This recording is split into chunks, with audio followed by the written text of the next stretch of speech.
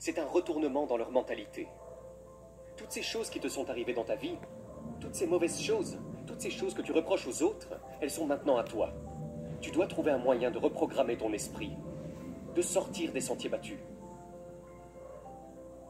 Beaucoup de gens vont écouter ça, et ils seront motivés, ils vont s'enflammer. Ils seront tellement remontés que ce n'est même pas drôle. La motivation est vive, elle commence à s'enflammer. Mais cette ardeur, une fois qu'elle s'est consumée, est-ce que c'est si peu ardent? Cela a brûlé. Ça doit être quelque chose de profond à l'intérieur. Donc la motivation, c'est comme ça. Si tu es marié, et que ta femme va bien, et que tes factures sont payées, et que les enfants vont bien, et que le chien va bien, si tout va bien, tu pourrais trouver de la motivation, parce que ta vie est heureuse. C'est cet enfoiré qui se réveille dans les égouts tous les jours, qui n'a rien pour rentrer à la maison, qui n'a rien. Les factures ne sont pas payées, il ne sait pas quand il aura son prochain repas, il ne sait rien du tout. Et il se dit qu'il peut aller se faire voir.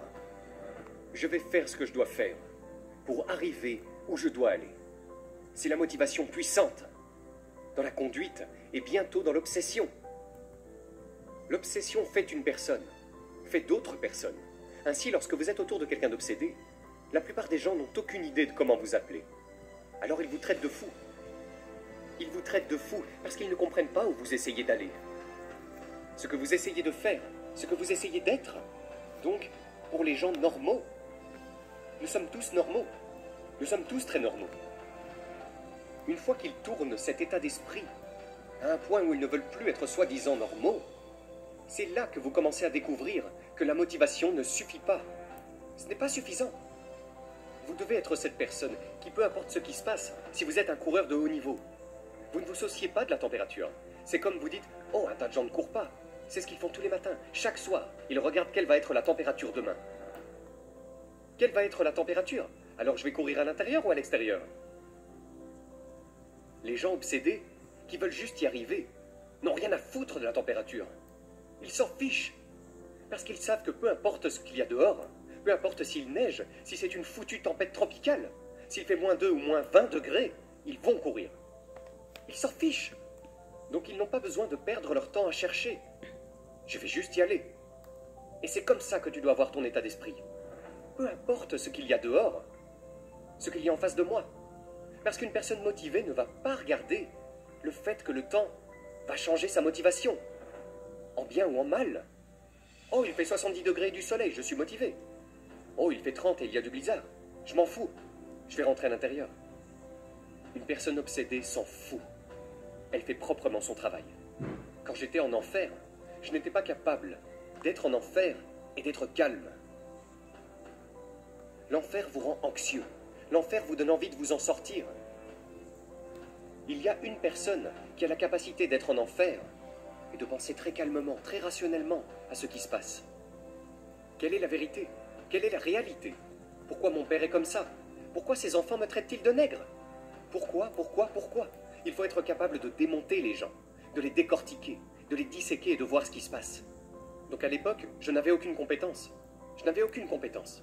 Tout ce que je voyais, c'était un tas d'enfants comme moi, mais je ne voyais plus ça. Tout ce que je voyais, c'était cette bombe de peinture sur ma voiture, moi qu'on traitait de nègre. C'est tout ce que je voyais. Ma lentille était juste grande de cette petite taille. Elle était très petite, une putain de petite lentille. Maintenant, mon objectif est énorme. Je vois tout le monde pour ce qu'ils sont, et ce qu'ils sont créés pour être. Donc c'est la seule chose qui a changé en moi, c'est ma réalité. On dépeint toujours une réalité merdique, qui n'est même pas vraie. Cette réalité est ce que nous pensons être vrai, parce que nos vies ne sont pas ce que nous voulons qu'elles soient. J'ai réalisé que Dieu n'allait pas me donner une carte de sortie de prison. Et depuis ma naissance, jusqu'à l'âge de 19 ans, ma vie a été semée d'embûches.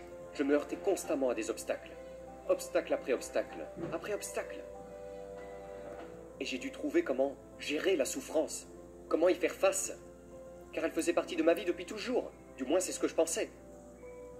Donc, pour y faire face, je devais être capable de la conquérir, de la surmonter, d'y faire face, et de savoir que dans cette souffrance, il doit y avoir une sorte de croissance. Chaque obstacle, je le considère maintenant comme une friction. Sans friction, il n'y a pas de croissance. Vous devez avoir des frictions dans votre vie pour grandir. Donc j'ai commencé à regarder toutes ces choses différentes par rapport à la mentalité de qu'est-ce que j'étais, comme oh mon Dieu, regardez ma vie est tellement tordue, je viens de cette famille tordue, je suis battu, je suis abusé physiquement, j'ai commencé à la regarder comme le terrain de l'enfant parfait. Donc j'ai retourné la situation dans tous les sens et j'ai dit « Ok, je souffre énormément, mentalement. Utilise ça à ton avantage plutôt qu'à ton désavantage. » Et c'est ce que j'ai fait. Au lieu de voir la situation comme « Oh mon Dieu, qu'est-ce que j'ai fait? Je ne sortirai jamais d'ici. » Je l'ai vu comme « Ok, attends une seconde. Attends une seconde. Si je peux surmonter cela, si je peux trouver une certaine puissance dans cela, une certaine façon de passer à travers cela, ce serait le carburant pour le reste de ma vie. » Et donc j'ai trouvé une grande force dans la souffrance.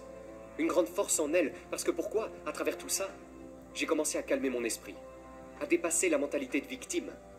Tu dois reconnaître ce que tu as traversé. Et ça m'a donné de la fierté. Je me suis rendu compte que très peu de gens pouvaient faire ce que j'ai fait. J'ai été capable de renverser toutes les choses négatives de ma vie. Tout. Et de les utiliser pour le pouvoir. Parce qu'à l'autre bout de la souffrance, il y a la grandeur. Ce n'est pas fini pour toi. Donc, un grand nombre d'entre nous, nous nous sommes mis dans cette grande boîte. Et dans cette boîte, il n'y a pas de souffrance. Donc ce que nous faisons, c'est que nous nous abritons de la grandeur. Donc, pour moi par exemple, je pesais 300 kilos.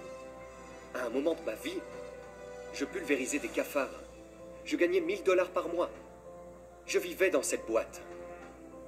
Je regardais parfois par-dessus la boîte et je voyais l'enfer, la souffrance, les tempêtes, les éternelles tornades. Je ne veux pas aller là-bas. Mais je savais que si je pouvais traverser cette merde mentalement, de l'autre côté, il y avait une personne entendue de kilos, qui est un imbécile, qui a fait l'école des rangers, la seule personne qui fait ceci, la seule personne qui fait cela, la seule personne qui fait ceci. Mais c'est à travers toute cette merde que j'ai dû traverser. Donc tu jettes un coup d'œil par-dessus la boîte, et tu y retournes et tu dis « Oh, je suis bien à 300 kilos en gagnant 1000 $ par mois, je suis bien ici. » Parce que cet obstacle, c'est de la souffrance. C'est de la souffrance. Et quand vous êtes prêt à aller au-delà de la souffrance, et à voir que la souffrance est l'un des meilleurs moyens de grandir, que vous pouvez surmonter, parce que vous pouvez souffrir à long terme, vous pouvez souffrir lentement, ou vous pouvez passer par la douleur, et ensuite expérimenter ce qu'il y a de l'autre côté. L'autre côté est l'endroit où vous commencez vraiment votre voyage. Les gens pensent qu'ils commencent leur voyage parce qu'ils sont nés. Non. Il y a beaucoup de gens dans les tombes qui ont vécu 100 ans et qui n'ont jamais vraiment commencé leur voyage. Le vrai voyage commence quand vous sortez de cette boîte et vous commencez à grimper des montagnes et à grimper des montagnes. Et vous pensez que vous êtes au sommet de la montagne et vous descendez de l'autre côté en pensant « je suis là » et vous levez les yeux en disant « je suis foutu, il y a une autre putain de montagne ». Et ça continue, et ça continue, et ça continue. Et juste quand tu es prêt à abandonner, tu attends cette dernière montagne, tu descends et tu regardes, et tu es là. Et ça commence à avoir du sens pour toi. Ça n'a pas de sens pour vous, jusqu'à ce que vous sortiez de cette putain de boîte. J'ai parlé à tellement de personnes, et ce que je dis n'est pas pour tout le monde. Tant de gens n'ont pas la moindre idée de ce que je dis, parce qu'ils sont dans cette putain de boîte. Et c'est leur cerveau. Le cerveau est une chose très puissante. Il a un avantage tactique sur vous tout le temps. Il connaît vos peurs, vos insécurités.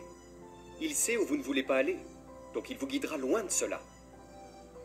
Et c'est pourquoi le cerveau gagnera toujours, jusqu'à ce que vous le reprogrammiez. Il gagnera toujours, jusqu'à ce que vous le reprogrammiez.